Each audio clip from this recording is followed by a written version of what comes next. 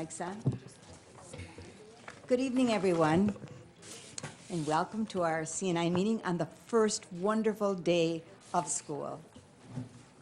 And I'm hoping that Ryan will just say everything went wonderful. Okay, that's right, you do. I'm anxious to see them. So let's get it moving. Mary Jo, would you verify that the meeting was posted? Yes, it has been. Okay, thank you. Secondly, are there any citizens in the audience that would like to address the board? Love to hear from our citizens. No citizens, okay. Then the next thing before we go into our bright lights is the approval of the minutes from our last meeting. Is there a motion for that, please? So moved. Okay, is there a second? Okay, moved and seconded. Any questions, concerns? Okay. Mary Jo, would you take roll call? Yeah. Okay, I'll do that then. All right, all those in favor, say aye. Aye. Opposed? Thank you. Okay, Ryan, we're ready for the first day of school. All right. Well, good evening, everybody, and thanks for joining us. A little tough to put a bright lights together tonight, knowing that our teachers were all thinking about how the first day went and planning for day number 2. But thanks to modern technology, we were able to capture some images from each school. If it was 1984, we'd have gone to Photomat and paid extra for 1-hour photos and gotten them here. But we are here and ready to go. Mary Jo has some images from each of our sites that we want to just show, some highlights, everything from getting on the bus to starting the day. So I think we should be really excited about what you'll see here. You might see some spaces you don't recognize because there was some great work done this summer throughout some of the buildings. You can see some great work and colorful work from our GE volunteers as a lot of painting occurred throughout our sites. You'll see many of our 120 new teachers' faces in some of these images, and we're excited that they have their first day under their belt. So it was a very successful first day and excited to go.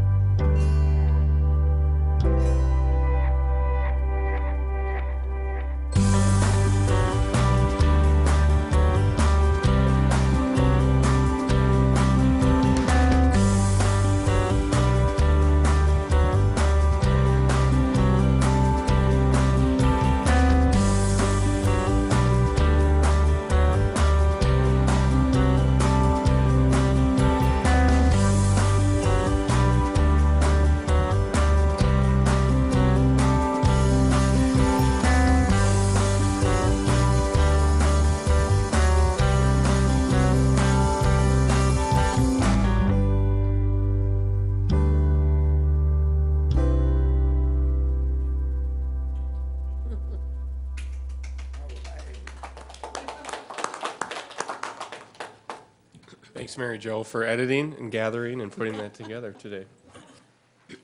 Good job, Mary Jo, in spite of everything else you have to do in one day. How you did that, it's amazing. Well, that certainly was a glimpse at what a wonderful school district looks like, loaded with wonderful teachers, wonderful children, wonderful administrators, and of course, wonderful school board. Okay, we're ready for some more wonderful things, Ryan, so take us into bright lights. I'll take you into presentation item, digital citizenship. Oh, excuse me. Okay. Duh, that's right. So Yeah. here today, Brian Yearling and Jill Wickham and Marlena. I apologize. No, that's okay. I'm just here for. Marlena brings it to life. We're going to be talking about digital citizenship, and one of the big pieces, the document that was shared, and then we'll continue to talk about today, was really outstanding. A lot of hard work went into that last year. Our challenge this year is to bring that forward as we talk about what are the skills that students need to have in this new digital age, as well as having the skills to still maintain a traditional media center and traditional media. These new documents and guidelines have come forward. So tonight to present is our team, as well as with the handout. Do you want? Oh, and Bob Antheline. All right. Well, we are really excited about the digital citizenship curriculum.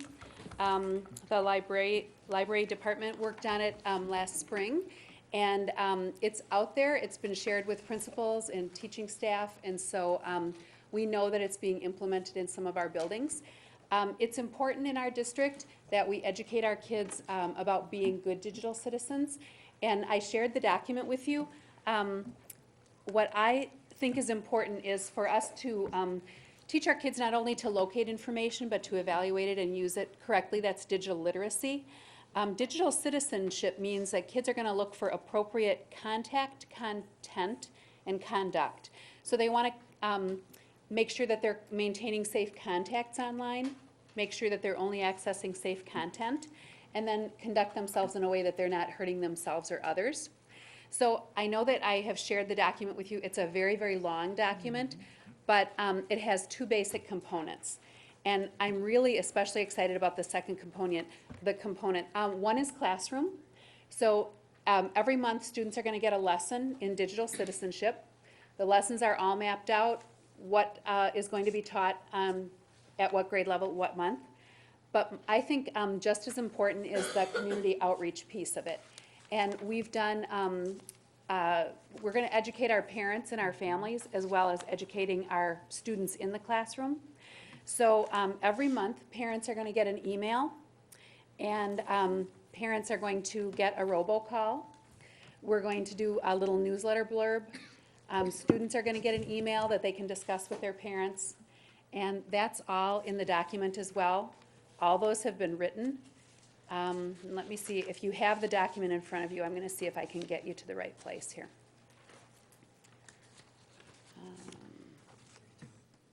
Page 32. Ooh, you're good. All right. It's a really, really long document, but we wanted to make sure it was all in one place. It's not It's paginated. not numbered. Okay. Okay. Oh, you just printed it? Yeah. Wow. You printed the whole thing? Okay, all right. Well, I would say not quite halfway through your document, you're going to see something that says community outreach. The scripts are all there. It's going to say September, care and maintenance, October, internet safety, whatever. And you can just see here that that's all done for the teachers. They can just copy and paste emails. We're going to set up the robocalls. The newsletter articles are there. At elementary, we don't have social media, but Melena's here to represent the secondary. And at secondary, she did things like tweets and Facebook posts and things like that. So we're going to communicate with those students in an additional way. So does anyone have any questions about the citizenship curriculum? It's we borrowed from Pewaukee did some of the curriculum map for us, and then the community outreach piece came from we attended a conference in May in March. And we saw a presentation by Hennepin County in Minnesota. And they did this community outreach piece, which we were really impressed with. So they just do theirs high school, but we decided to start at elementary. So I'm really excited about it. I think it's really important for our families as well as our students in school. Dr. Langell. Oh, hi, thanks for being here, Jill and Bob. Just in looking through this, I'm glad that the word safe and safety comes up so often. And security. And I understand, like it says, I know how to be safe online and in the real world. And I don't know exactly how you teach that, but that's a summary without the Those are the learning specifics. targets, right. So all the Right. learning targets are there. And then you probably can't see on your printed version, but those are all linked to an online lesson. So Okay. the teachers can literally click on screen out the mean, show respect online. It's going to take them to, most of them are from a website called Common Sense Media I saw that the word offers common sense lessons. a couple times, yeah. NetSmart's Brain Pop has some lessons, so they're all done. Teachers literally are going to click that link, Okay. and it's going to take them to, sometimes it's a short video and then there are discussion points. Okay. So it's, Okay. They're all So done. this is just kind of the summary that we're seeing without the specifics and stuff. Okay. right. And then you mentioned Facebook, and I was looking through here, because that's, we know how in junior high and high school, that's how kids, along with Hollywood stars and everybody, get in trouble. What do we say about Facebook? I couldn't find anything where you warn people about that. Well, on my page 42, and Melina, you can address this, it just says Facebook post week 2, a survey of 10 to 17-year-olds revealed 34% had posted real names, phone numbers, home addresses, and so on. Discuss the importance of Okay, I may have keeping, missed that, but, so So- you do focus on the dangers of that, too? The thing I'd like to mention about that is that what we tried to do is make it like the same in every media we put out there. So if we send an email to parents as well as students, they're getting a similar email. So if parents bring it up, you can say, you should have got that email too. Or if it went out in an email, it went out in Facebook. If it went out in the robocall, it's coming up on Twitter. So that's kind of the way we designed it, so that it would be a similar message and all those things, because what did they tell us, 50 times you have to repeat something before someone remembers it?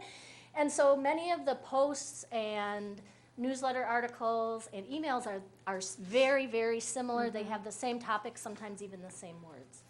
We do have themes for every month. So for September, the theme is just Yeah, I saw that. care and maintenance of our devices. Right. But then later in the year, the theme might be gaming, how to game safely online, or how to be safe in a chat room, protecting your privacy, things like that. Right, two more things real quick. I'm glad you're looking at cyberbullying, although I think it looks like it's later in the curriculum, if I'm right. But at any rate, that's a good thing to be doing.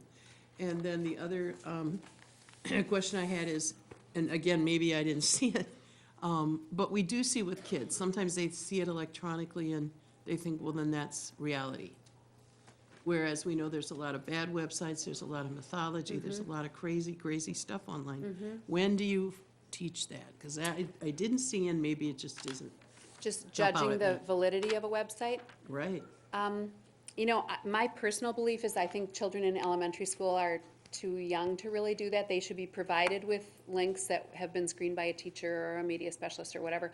At high school and middle school, definitely our students are taught to judge websites. And I don't know where specifically that is in the curriculum, but yeah. It is addressed in the curriculum in a few specific places. We tried to make this manageable. Would we love to see it more? Yes, we would. But we're hoping that this is an entry point to that, and as teachers work with media specialists, and we can kind of continue those conversations that are brought up in this, in these lessons. I'm glad, but I do think it belongs in elementary. Because we know the kids 4th, 5th, 6th grade will get onto crazy websites. Not that we direct them there, but they get there. That's definitely true. And it's scary, a lot of times, not just one instance that we all might think of, but it's scary generally, and I would hope we can do that in a lower and lower grade, because, you don't And know. I think that's I think is so valuable about this, is that we're educating parents at home what to look for when their students are online.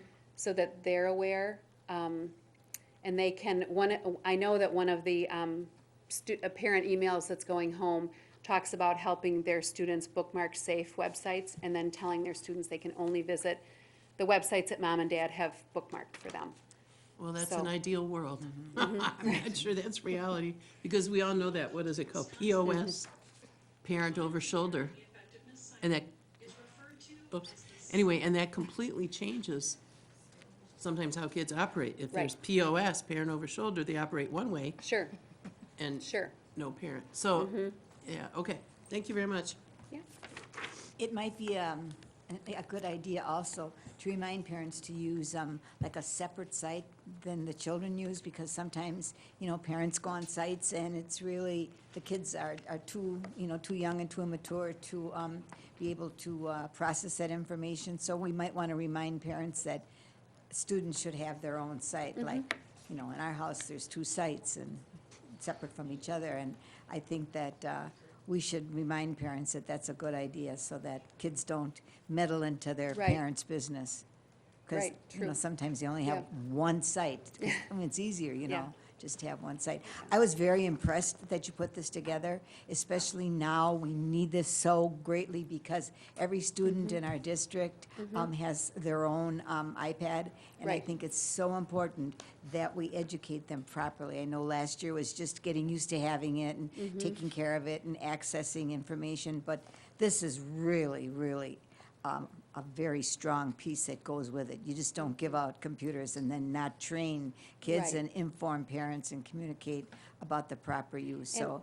we just wanted to make sure too that it was easy for teachers, so it's completely set up for them. All the lessons are done for them, all the Yes, I email see scripts that. are done for them. They can obviously modify as they need to, or buildings can modify, but they don't have to. It's right here for them. So, and we're only really expecting every teacher to do 1 lesson a month. Maybe in So- 4th or 5th grade, there might be 2 a couple Am I times. to understand this will be done during a literacy block?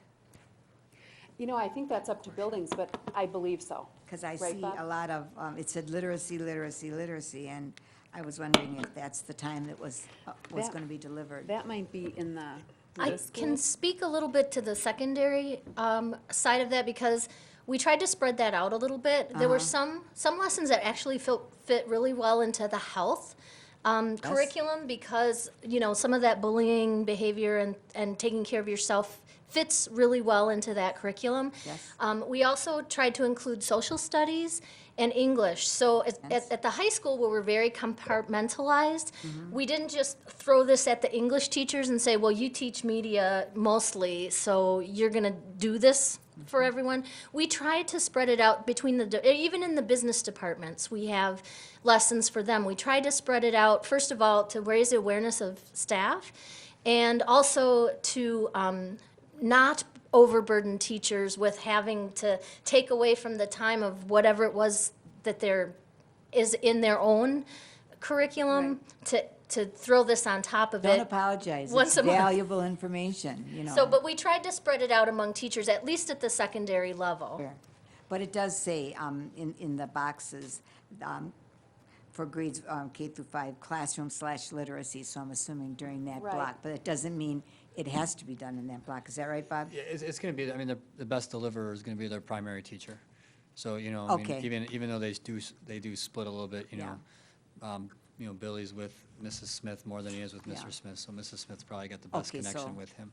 All right, great. One other piece I want to draw your attention to too, just is, I don't know if you want to call it a monitoring tool, but there is just a spot for, like, almost like a fire drill, how we report fire Yes. drills and Oh, all that. yes. There are sections in here as well, just to make sure that as a building, that these messages are delivered. Great. So, Great. hopefully we aren't missing anything, but if something is missed, we know what we had, what was delivered, and if we need to adjust along the way, being as fluid a document as it is now, we're able to do that and maybe find when that might fit in or when it might be best suited. I applaud you for your foresight. This is just a phenomenal document. Karen? Thank you. So if we're implementing this now, and we have, let's say, an 11th grader who didn't get all of the background, from the other grades, how will we just kind of catch them up briefly? I don't know if I can address that. Yeah, I It's guess, gonna be tough. yeah, at this point, I think our initial thinking, I think you raise a good question, so we don't have a definite response to that. I think we were trying to look at getting something implemented that was well thought out, well planned, so that moving forward, you know, we felt like we were able to accomplish most of the areas.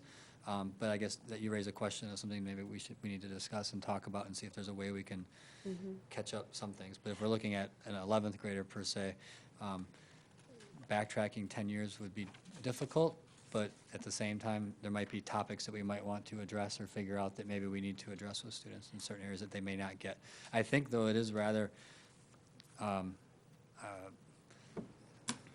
spiral, Yes. in it a is. sense. It So is. even though, It is. if the topics maybe aren't addressed exactly, they are brought back up through other areas so Absolutely. that they kind of grow on over the Absolutely. years. That's what I found, Bob, that at every grade level, you know, they'll have online safety, that was K-12, and they had connected culture and privacy. So the topics are pretty much the same. So if you are new to the district, you'll still pick up on it. The information maybe will be more information than you'll give to a kindergartner, but as needed. So I think, you know, I think you've done a pretty good, all-inclusive job with this. And we know for sure that individual teachers in individual buildings have done some of this just because they saw the need. Sure. So students, an 11th grader may have gotten different things along the way from different teachers. What this does is just give us a consistent district focus. Not to say that, I know that you can never go back and do all of that work and just give Yeah. them 12 years worth of work. But like, let's say just cyberbullying, it says, I think it's 10th and 11th. Or actually on this one, it's 3rd and 4th. But let's say they get it as an 11th grade, or they passed. Does it touch on cyberbullying in the high schools again? I think so. Okay, I so think so, let's say too. they were new to our district. They can't say in 6 months, well, I didn't know, because we're touching on that in other areas and other subjects and. Well, and also, it's also, a lot of these pieces are part of the technology use agreement. I mean, maybe not in as much detail as you have here, but it's part of that. The other thing is, I can tell you that in a situation, we had a situation, you know, I work at West, where we felt like we needed to address some issues with plagiarism, which is one of the topics that's covered in there. And so what we did is we decided that when we have an issue with plagiarism, we sort of created a little mini curriculum because we were having some more issues than just 1 or 2 kids. And so we created a little mini curriculum to deal with that and some things about, well, how are we going to deal with this problem and what are we going to ask the students to do so that they understand, and many of them don't understand, that the issues around plagiarism, that they're actually doing something that's not okay. And so we created a little mini curriculum around that, and that was just based on a need that we saw because it was greater than just 1 or 2 kids. And I think what this does for us is it gives us lots of tools when we find, okay, we've got a bullying problem at, you know, school X. There's a lot in this curriculum between especially net smarts and common sense that go beyond just the grade levels where we may have dropped it in, that we can say, you know what, maybe we need to do a small little reteaching session, which is exactly what we're doing with the plagiarism situation at West. And so we have a tool in this to be able to do that, whether it's to go back and, it's probably not smart to use the lesson from 3rd grade, but the wonderful thing about the resources we are using is that they're designed K-12. And so while there's cyberbullying issues, you know, they're kind of spotted all around, and we didn't just adopt their entire curriculum. So we have other resources that we can use if we have an issue that we need to go back to. So do we have do we have a plan that says, okay, well, when you come to us in 11th grade, no, we don't. But I think we do have some good resources that if we know we have an issue, if a guidance counselor or a teacher or someone says, this is something we need to address, I think we have some very, very good, easily accessed resources that we can address. Mr. Baumgart. Again, this is a wonderful idea and a good document. Could you tell us where you are with the rolling out? I mean, you have to be getting each building involved in it, and you must be talking to the principals, and how are you getting it down to the rubber meets the road? The principals all saw this in the spring They at, did, okay. I think it was an ILT meeting, was it, Ryan? So they're all aware, this has been shared with them. I think it's pretty widespread. I think that it's, I'm getting a lot of emails from teachers asking me to share with other teachers and so on. So at the elementary, I'm pretty sure it's out there. Okay. So, yeah. And I don't know about follow-up as Any- far Are you as, getting any flashback? You don't have to identify it, just tell me. no, not really. When Okay. they see it, it does look very overwhelming, but when they understand that they have to do 1 or 2 lessons a month, it's doable. And I Okay. think they see the need, so, Oh, yeah. yeah, Great, thank you. yeah. So where are we at with giving out computers? Does everyone have one now, or is there still a semester to go before the last phase? More than a semester. Brian can tell us. We have 1 year left, so. Oh, 1 year, Yep, okay. We're at wave 3 this spring, this fall, and then wave 4 and 5 will be next fall. Next fall, By okay. next fall, every I thought we were student in the farther district will ahead. have an iPad. Okay, Doing it at a measured yeah, pace. okay. 'Cause we don't wanna- Thank you for the reminder. I thought we were pretty close to the end, but if you take it slowly, then we can do it well. That's right. Okay. Mr. McCaffrey? Fantastic. I would let everybody on the board know, look at the document in Google Docs, because there's an incredible amount of work that is not in this right here. There's links. Okay. So just don't go by this, with the Okay. amount of work that went into this. Great. So how many people actually worked on this? Looking at the Google Doc, I see 10 collaborators. Is that There are only 10 seven, peop- there's 7 of people us, that did all 7 this library work? media specialists. Wow, okay. And then I also noticed 104 viewers.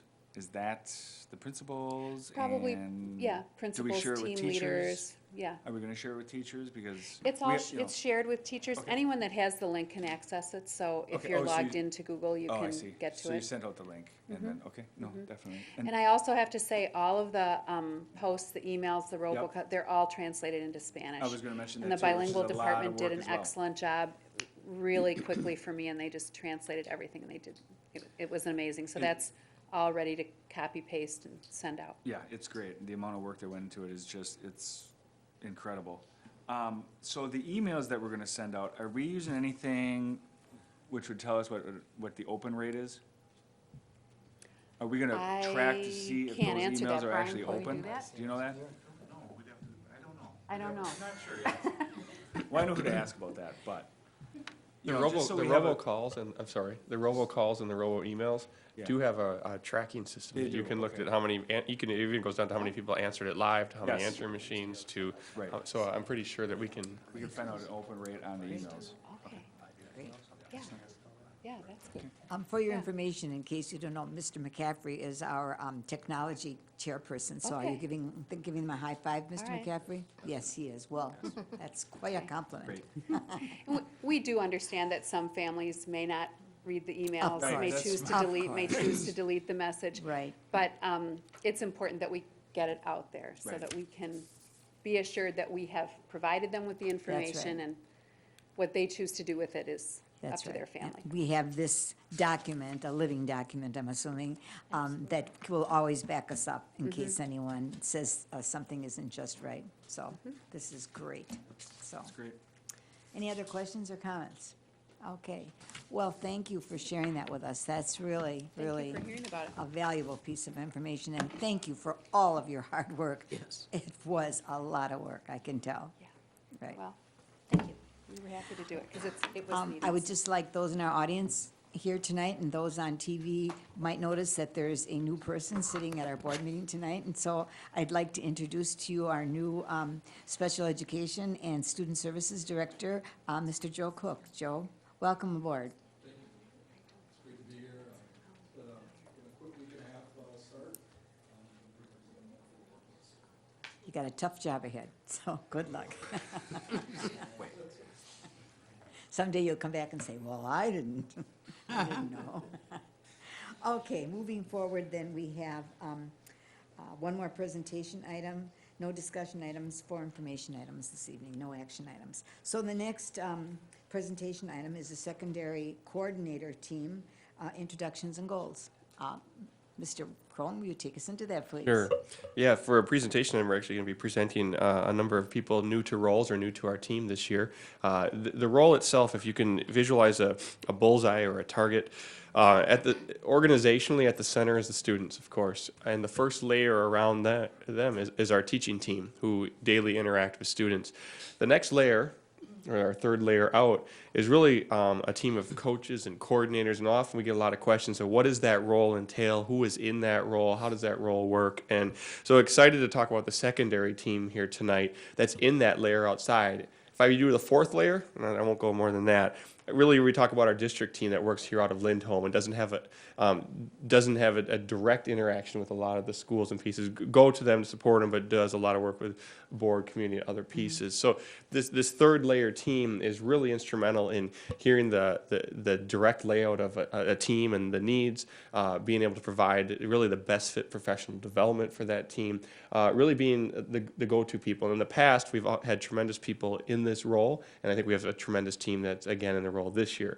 They've done great work for our district with some of the line by design work last year, or in introducing new courses, or in bringing forward just top-notch curriculum, for example. I know that Amy Lang is here tonight and has been in this role for a few years with bringing forward. So our interaction with the board, they've always oftentimes are the face of a department, but come here again with some teammates as well. So Ron Rivard is going to introduce the team, and they're going to say hello quickly, and we're kind of going to keep it at that, other than a couple of maybe goals and questions with the interaction.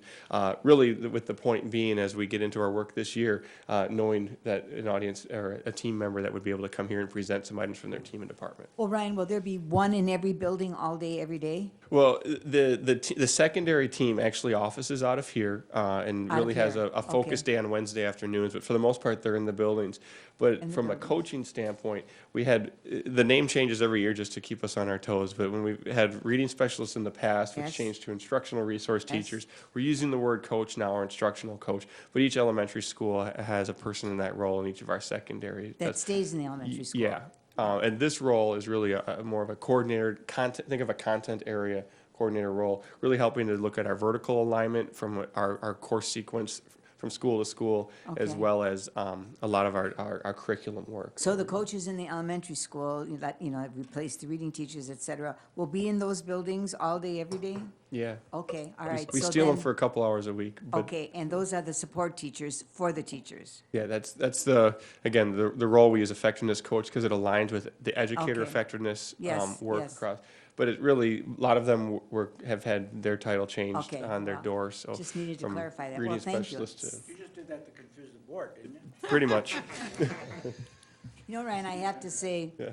before we even get into this, that we provide so much support in this district for teachers and students that it's amazing.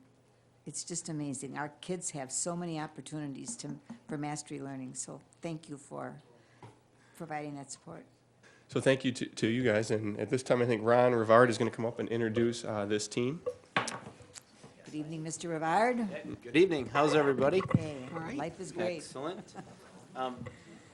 The- The entire audience is going to come and join me, which is That's great. wonderful. Ron, seriously, Yes. rather than writing these all down, are you going to be able to give us sometime a document with all the names and? I will follow up right after our presentation. I'll do that for you, so you can have names and In Friday's titles. packet. Yep, Great. no problem. I have to Wonderful. take notes then. Yep, not at all. There will not be Okay. a quiz either, Bill. You'll be fine. All right. That's okay. That's okay. As Ryan said, I am thrilled, actually, to be able to work alongside all of the people that you see to my right and behind me. The secondary team, when we had an opportunity to do some restructuring and really come forward and provide some alignment for our system, we felt really strongly about the need for consistent goals across departments, consistent opportunities for professional development across departments, and consistent messaging across our system, and a contact point for not only for teachers but for principals as well, and to help coordinate all of those efforts. We have very, very luckily found this team of people. So I'm going to do my best to introduce them. I'm going to go right to left and then left back to right. So in no order of importance for sure. Of course. So right to my right is Dan Puchinsky. Dan he is our math coordinator, 612. Dan was a teacher at West High School prior to pursuing the math coordinator position, and brings with him a wealth of knowledge, not only from the content standpoint, but also from the technology side of things. Next to Dan is Erica Miller. Erica came to us from the New Berlin School District. She's our science coordinator, 612, and Erica has an unbelievable amount of experience. She's actually taught almost every grade level from 6 to 12 in science, and also had experience as a personalized learning coach in the New Berlin School District, so brings with her that repertoire as well. Next to Erica is Sharon Tebow. Sharon is our new World Languages Coordinator. Sharon has amazing technological abilities as well, and some extremely interesting world experiences. She used to live, tell me, how many continents, Sharon? Have it three or four. So just a wide range of life experiences and classroom experiences and coordinator experiences. So we just feel thrilled to death to be able to have Sharon on our team as well. So moving to the far right, Brian Yearling is serving as our Waukesha 1 coordinator at the secondary level.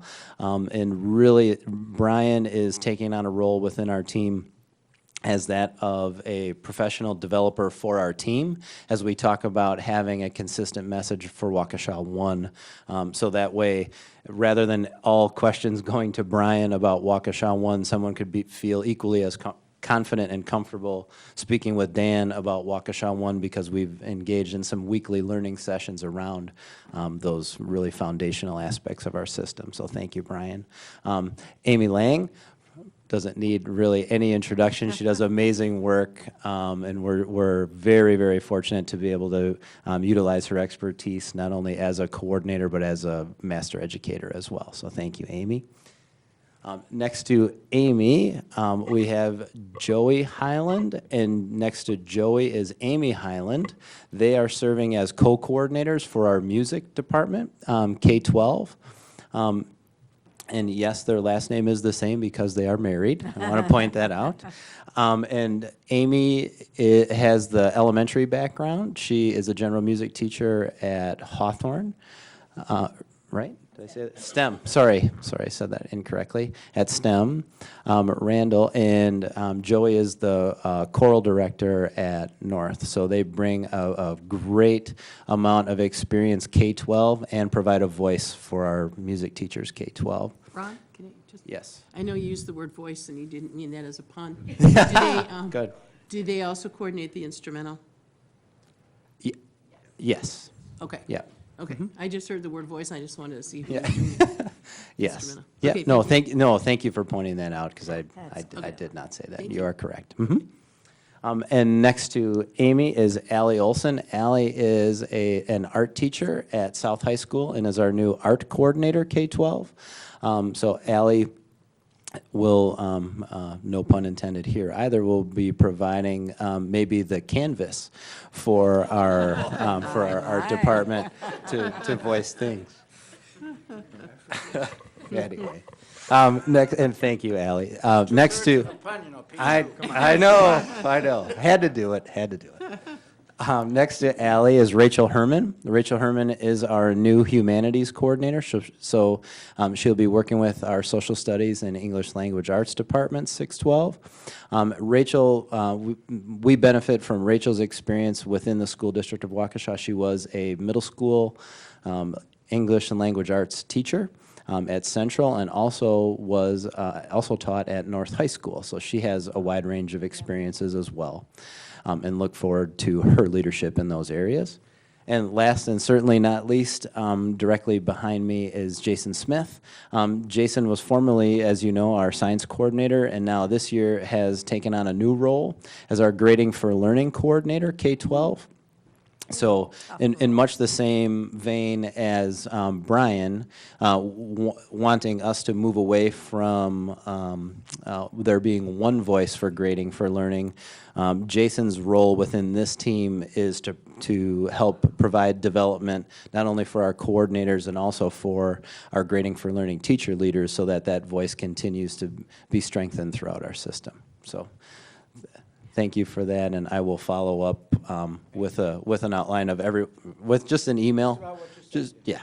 So, Ron, thank you for happy that. to do that. And Yep. these names are people that, for the most part, are familiar as leaders and outstanding teachers. So welcome aboard and best wishes in the new challenges. Lots of new challenges out there. It's tough to be a teacher in the 21st century. I had it easy. I'm from the 20th century. Karen? So you're all still in the classroom. I know some of you are. No. Maybe you are. Both of you are. Just you are. Okay. Mm-hmm. 'Cause I thought if you're all still in the classroom, plus you're doing this outside, how can you do that? So, well, I see you're teaming it, so that's probably how that works. But how are you doing it, Allie? Still in the classroom and all of this? Lots of technology communication, reaching out that way to speak with teachers before school, going to try and meet with some of them or after school, just putting in some extra hours. Well, thank you. Dr. Lanzo? Ron, just a question, because I know things evolve. Social studies coordinator position does not exist anymore. Stephanie Blue's position was humanities coordinator, and it combines social studies and English language arts, and that's the Okay. same position that Rachel has. No, I know, but a number of years ago, we had a separate social studies coordinator, and we do not anymore. They combined. And then No. It was a while ago, yeah. Okay. But then also the physical education, health, does that Oh, yeah. come under? Yes, Wendy Schwengel-Gaz is in that position. Okay. And she was in that position last year. Yeah, oh, okay, so that continues. Correct. Thank you. Correct. Yep, sorry about that. Well, thank you for updating. There's been lots of changes in this position since I was in the class. And we used to have what was called English director and a math director, and this is wonderful. There's a wonderful concept and some very talented people, so I look forward to great things and smooth transition and implementation of a lot of new things that are going on. Ryan? One of the early challenges for the team here, and really throughout our system, is a new acronym we're getting comfortable with and trying to communicate, which is customized local solutions. And one of the challenges, Yes. you heard about grading for learning, or with Waukesha One, or with the work that we're doing. CLS, we can call it. But it's been important, it's an important concept that we're trying to bring across. Every building is so different. And initiatives, when they come in with the best intent, but we know that to make things work and to make sense, the reason we do things is to get great results with student achievement. Of course. And we're trying to be real purposeful and mindful with engaging in really good dialogue this year about, is it working for student achievement or not? What would be better? And so some of the challenges for this team is to not necessarily follow a strict plan, but to have really good dialogue each week and really look at, are we getting the results that we want?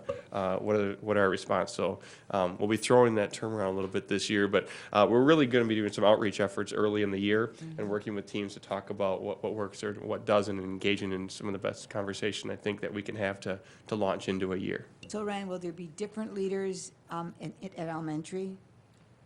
Yeah, for the most part, our elementary, How will it look? in this type of role, we've really, Emily Reddy, who has done a lot of the literacy work, and Rose Palmer, who've done a lot of the numeracy or math work, are staying in their role, and they really oversee the building level coaches and team.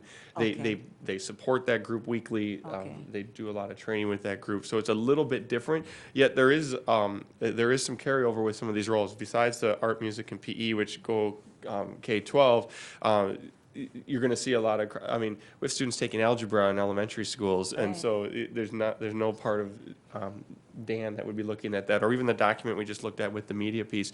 Just having conversations about what that would look like K-12 still does take place. But the way we've centered it right now is it's a primary audience, a secondary, but there is some crossover. Okay, so at the elementary level, if teachers need support in science, social studies, et cetera, then who would they refer to? Would they refer to the literacy person or the math person, or either one? Yeah, they probably start locally with who's in their building, and then their Rose and coach- Emily would try to coordinate conversations, but definitely Okay. could start to have some conversations there. Seeing such an uptick in science across our district in the last number of Yes. years, without having a specific elementary science person, Rose has taken on some of those pieces, and Emily has taken on some of the social studies humanities. But at the same time, their expertise is going to have to be Right. to reach out and build a web. So the elementary coaches will be generalists as well as specialists in some areas. In some areas.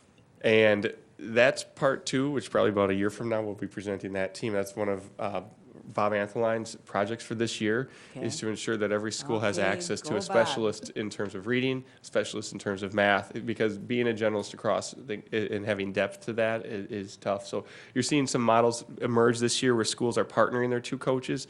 Prairie and Hatfield are one of those this year, and you're going to see more of that where teams are sharing some of those coaches who come in with each a different expertise or talent to coordinate across a couple of buildings just because of that talent. But Well, I certainly remember the days when elementary school teachers were generalists across the grade level, right?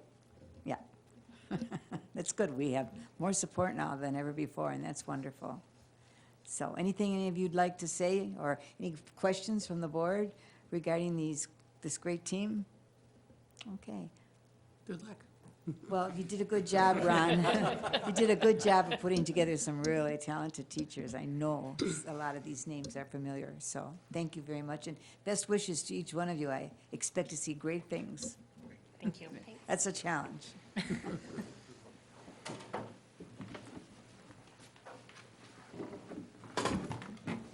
Okay, next, Ryan, do you want to take us into the math and specialist review? a series of information items here. This next one is going to be presented by Bob Antheline and Ron Rivard and Rose Palmer, who I do not see tonight, so it looks like it's going to be two. And really a sharing of a document regarding our math and specialist review process and a timeline for this upcoming school year. So once again, Bob Antheline and Ron Rivard. Well, Bob, are you wearing the generalist hat now or the specialist hat? What do you think? Yes. Yes. Good answer. How about if you do that?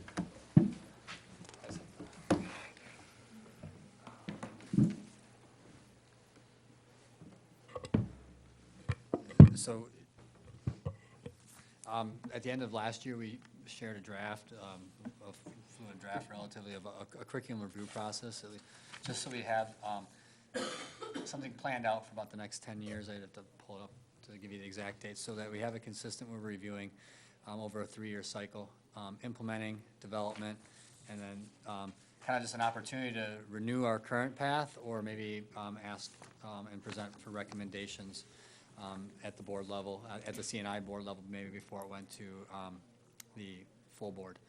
And so this year, we are taking a look at specialists, which we are a little behind just because we have a number of new coordinators in some areas we know that need to be looked at, such as, Dr. Langell asked about, the music piece and some of the conversations we had at the end of last year.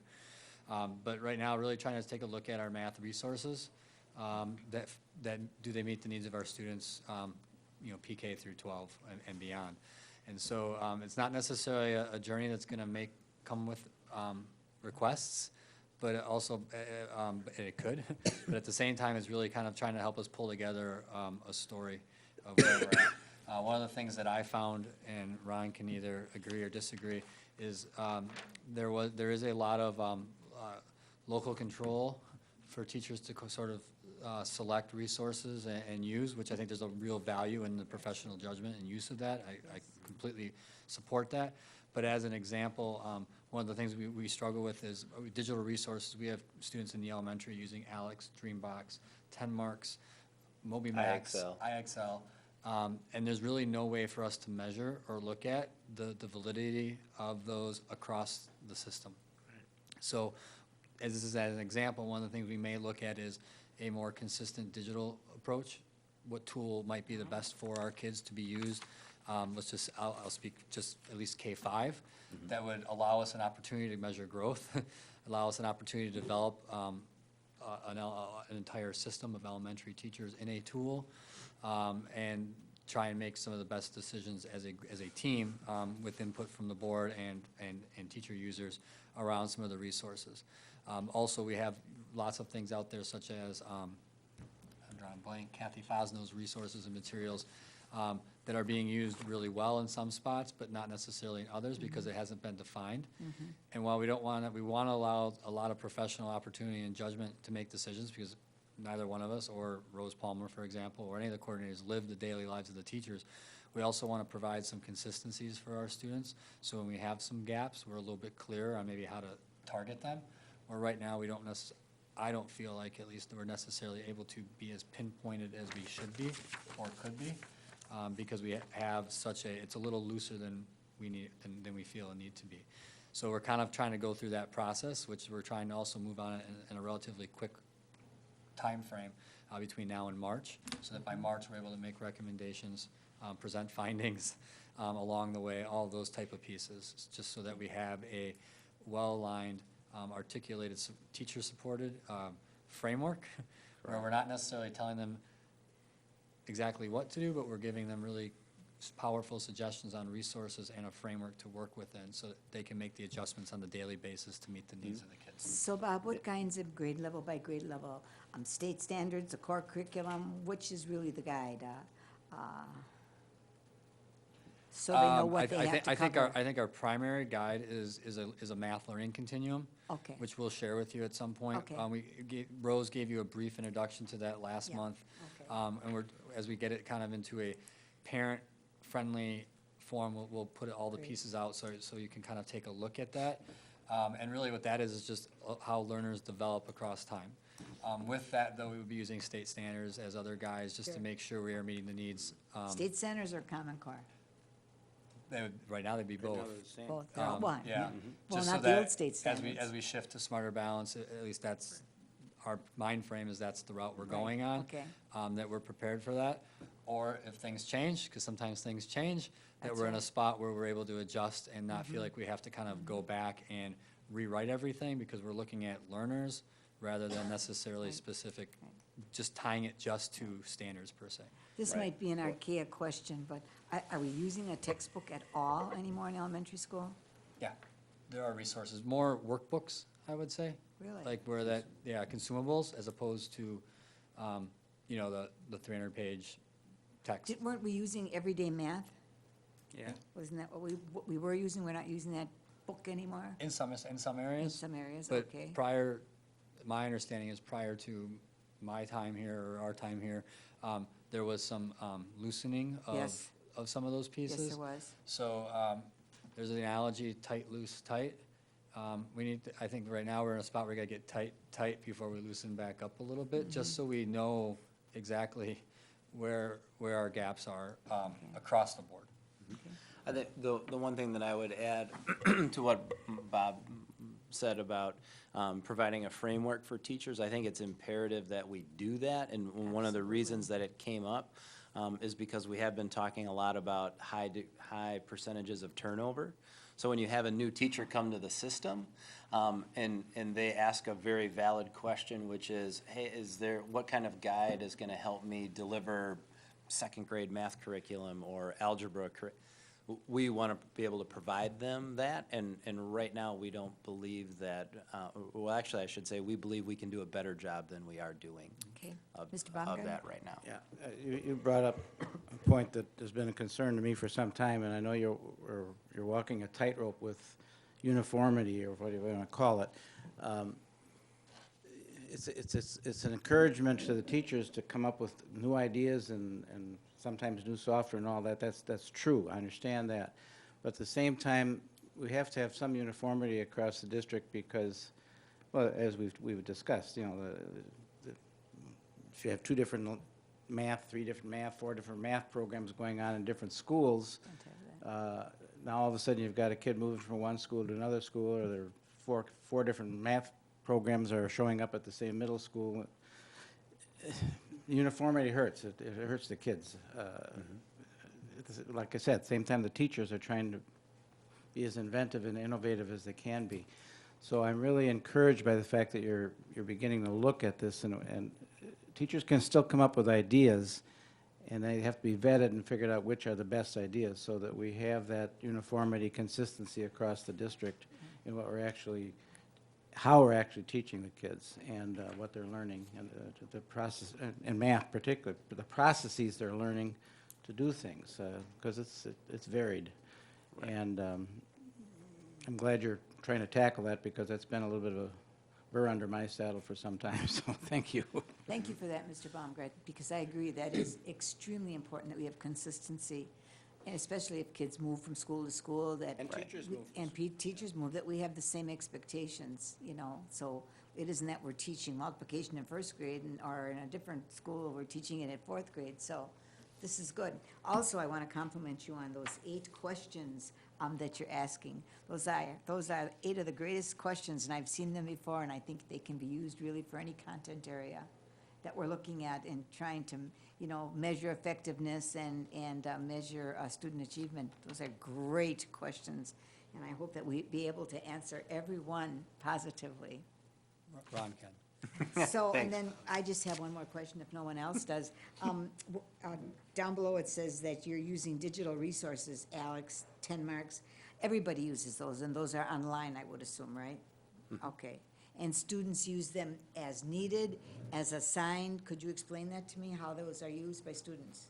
The answer is yes. Yeah, both, as needed, as assigned, depending, I would say the blanket statement would be, it's completely dependent on student need. Okay. So if students need a prescribed set of software steps to take, we're gonna do that. You'll oftentimes see students utilize Alex if they're in an accelerated situation, where we Okay. have a 6th grade student who's maybe taking geometry.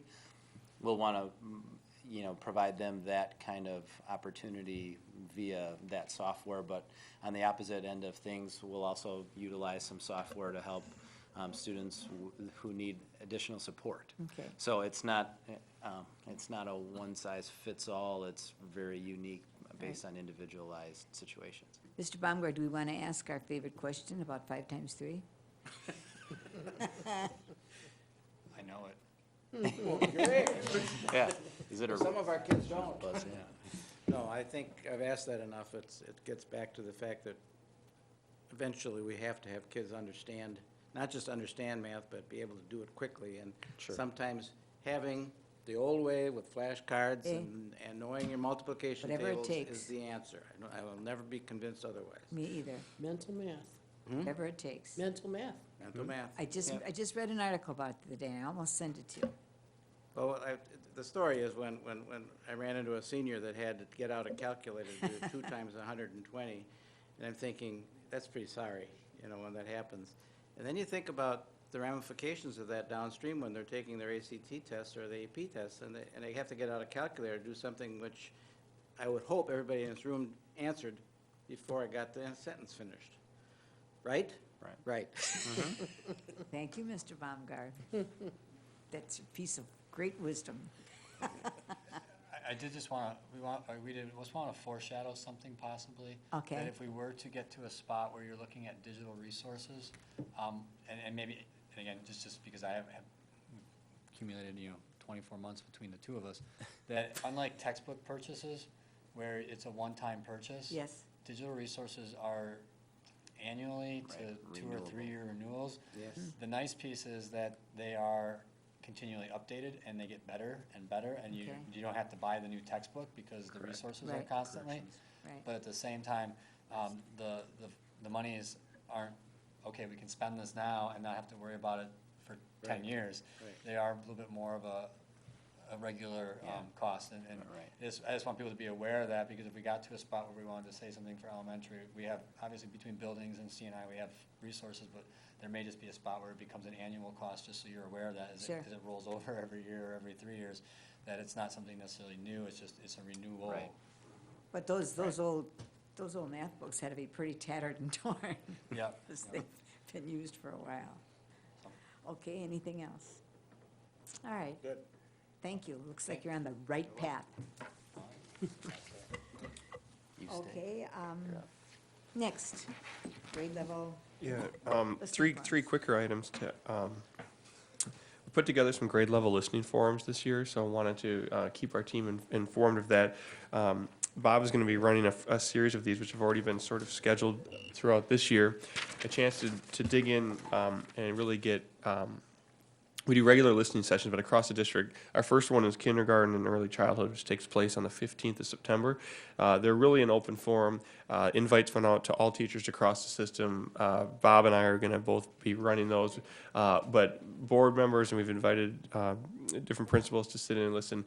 They're really, it's informal. After the invite went out, we were touring schools, and someone turned and asked me, "What's this all about?" And we really just said, a chance to hear how things are going very informally. So there's no agenda item other than to do some listening. We're encouraging anyone to attend. Somebody asked me if it's going to be a positive or negative tone. I said, it depends what people bring, but the important piece is we want to create an ongoing forum for these conversations. And so on the bright side of it, I'm going to let Bob talk a little bit of detail. People have already stepped up and said they're looking forward to coming in, and people have even taken the step further and said, if you want me to help facilitate any of these Great. conversations, we can as well. So we're hoping Great. that this just becomes something that happens repeatedly throughout the year, but Bob can give some more detail.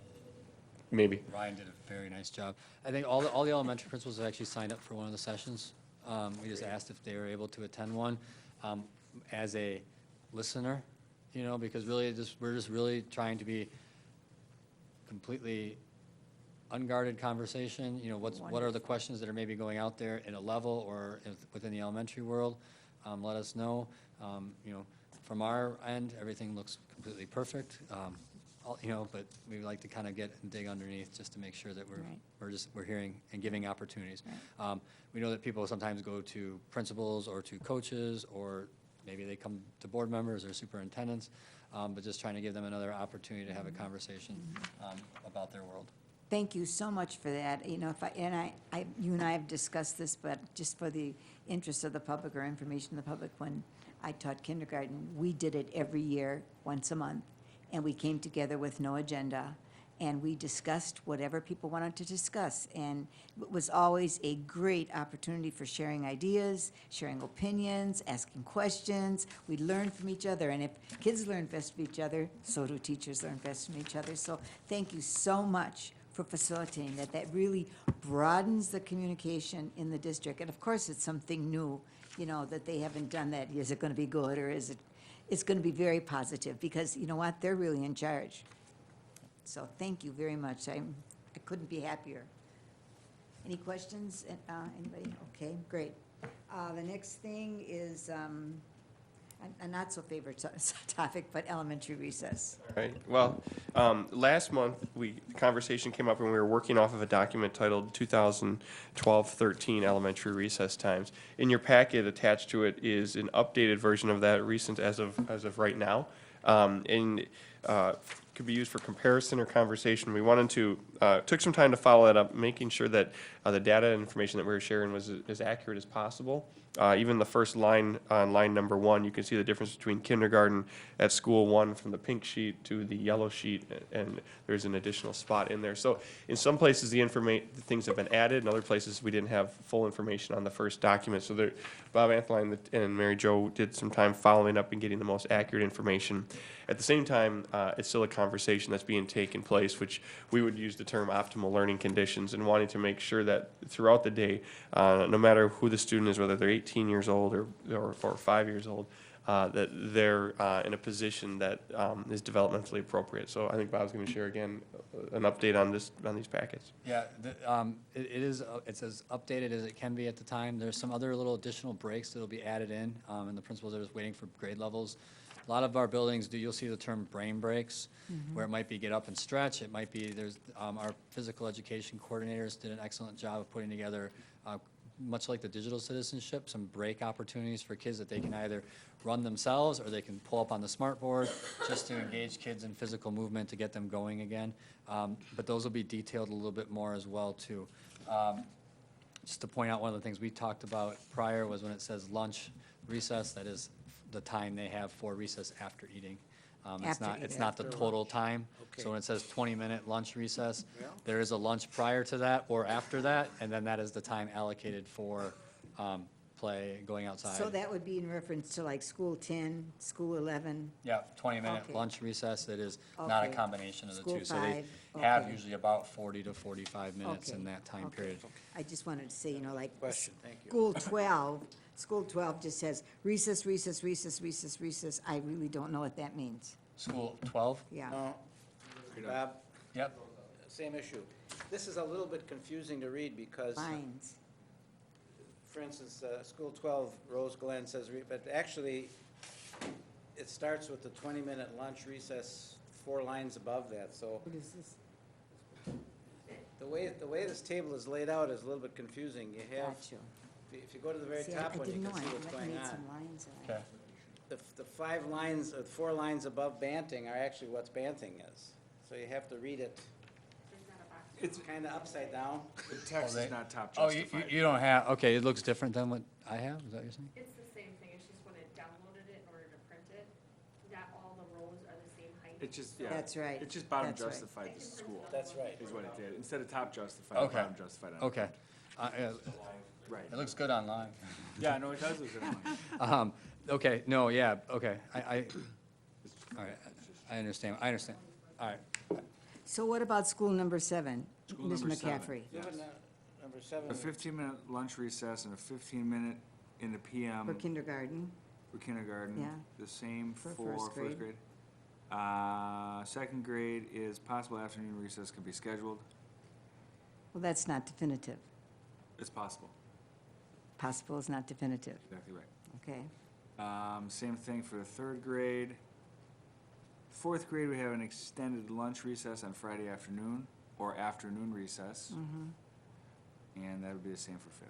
See, and that's different than just about every other school. It sounds like it's less and not as consistent. So you might want to just ask the question there, Bob, Okay. about, And for the primary, for the, like, for the for the third, fourth, and, K1s? for the third, fourth, and fifth grade at school number 7. Okay. And the second grade, third grade, I don't know that possible afternoon recess can be scheduled. That doesn't really say anything to me. It's just kind of maybe, maybe not, I don't know. Okay. They have Bob, I this- had a they- question. Sorry, go ahead. They do have the 20 minutes lunch recess. Yeah. For 7. They have recess. Yeah. At Just lunch. lunch. The afternoon recess is the possible. Do you see that? Yeah, Right here. It is hard to read that. Yeah. yeah, it's it hard is. to read. Okay, all right, It'll show up better yeah. when she runs a different copy.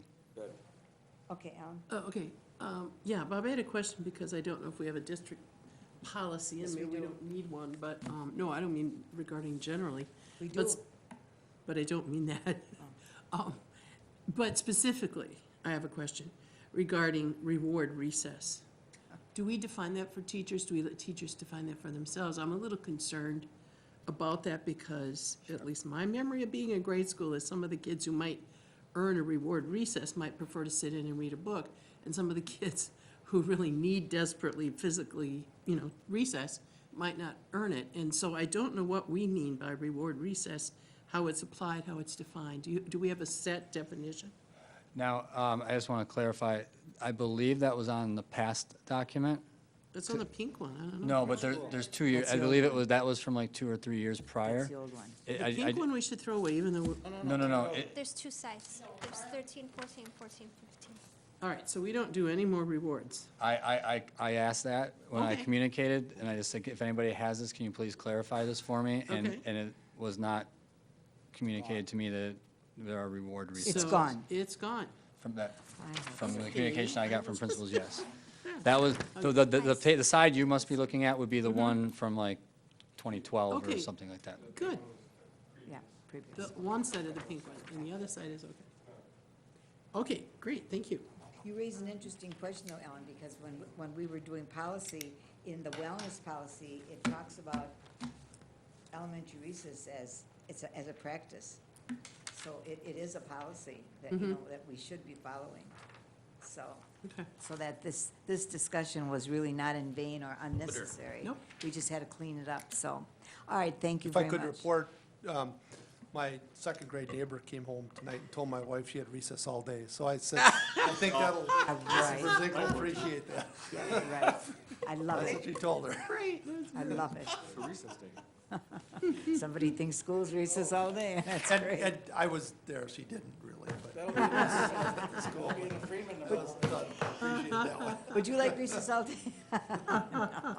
Bob, thank you very much for your work on this. I really, really, really appreciate it. It just needed to be cleaned up. So thank you for doing that because, research will tell us kids need a brain break. Kids need to move around during the day. You can't sit still all day long without being distracted or walking away from your desk or whatever it is you do. We human beings all need to take a break, so it's need to be cleaned up. Thank you very much, Ryan, for facilitating that, and thank you, Todd, for your support also. I appreciate it. Okay, any other questions or comments about this? Good, we're gonna have recess. Okay, and the next item is a CNI work date session. Yeah, this last one's a request for another meeting. For a work session. Yes, sorry. Following our August meeting, there are two really big topics that we continue to work to understand, to address, and try to bring into the school district of Waukesha, not to mention many of our neighboring districts. The DPI Agenda 2017, which has some information in your packet, Yes. is pretty comprehensive in terms of having a number of major initiatives roll out, which include the standards of instruction, the assessment framework, educator effectiveness, and even some finance reform. So, we mentioned before, conversations about state standards or Common Core as a part of this, the new Smarter Balanced Assessments, which you can't watch the news without hearing a conversation of how that's coming in and replacing WKCE and how that will work. Educator effectiveness, a whole new lingo about supporting teachers and growth, as well as looking at the status of our practice throughout our system, and lastly, school finance reform. So DPI has put together a series of videos, information. We tried to put in the one-page tool here, and as well as a school board implementation plan. But there's a number of things that I think are really spelled out would be worth our time Okay, breaking apart and discussing. okay. And then second topic of request gets into the sale framework that we had I'd mentioned in August. And the reason for that and wanting to spend some time on that is because that's what we believe is to be some foundational work across our system. And I think wanting to get an understanding of that this isn't a 3-day training, but we're assuming that this is going to be a 3 to 5 year framework that's going to guide our literacy framework forward, and something we're sort of investing as much time and energy as we can into. But we thought it'd be great to have an open dialogue about both of these topics and really get into the details of that, so we can get rid of any maybe assumptions or miscommunications. At the same time, we can just have a good dialogue regarding the intent of both of this work and what will it mean for the next few years. I mean, 2017 will be here soon, which sounds like a far number away, but it'll be here, as well as I think I know I speak for everybody in the system, really wanting to put some points on the board with literacy and get the achievement results that we've been talking about. And so we've using our SAIL framework and some of our intention around that. So throwing it out there in terms of trying to find a work session date, and wanted to see what the team thought and what might be some possible options. Do you want to set that date today, or do you want to wait till the full board meeting? When everybody's For us. present? Or is it just for us, or is it for the whole board? Open to either. I think both of them are across the Yeah, entire board, but I don't have a lot of familiarity in I what would work think best. Work sessions are usually full board. I mean, it's usually information that benefits I'm all gonna of come us. either and, way, so. Like the F and F, we had one in F and F last week or 2 weeks ago, and it was very valuable. Anyway, for me, it was. It helped me even understand better, so I would like to see, how do you feel? Wait till next week, and if it's a full board, right? Okay. Can we wait till next week, Ryan? Okay. So Just wanted to- would you agendize that then? Yeah. Okay, great. What do you think? How about you, Mr. Robert? I would have thought CNI would have been adequate. You would? Others can come if they wish. Well, that's what we intended to do with F and F, and then it turned into a full It board did. meeting, but that's because I think there was, the potential debt was involved, so that may have been the It difference. doesn't matter that much. Well, we're going to go one way or another, so. Let's see if there's anyone else interested in participating. I know Joe Como will probably be interested. He's interested in CNI, and he is president, and he likes to be informed. Yeah, yeah. No, he won't even be there next week. My only, I don't have an opinion either way, but Okay. educator effectiveness really gets into, with Chris Hedstrom and the Human Resource Yeah. Committee. And then the fourth target with the school finance reform we'll have some crossover into Yeah, F and F for Agenda 2017, so, I think we should have the whole board. Yeah. All right, we'll ask that question next week, okay? We'll just say we're gonna have a work session, and these are the topics, and who's available? And what dates are you available? How's that sound? Sounds okay? Okay, great. All right, doesn't appear that we have any other items. Anyone have any other concerns, questions, et cetera? Okay, then, hearing none, the meeting is adjourned.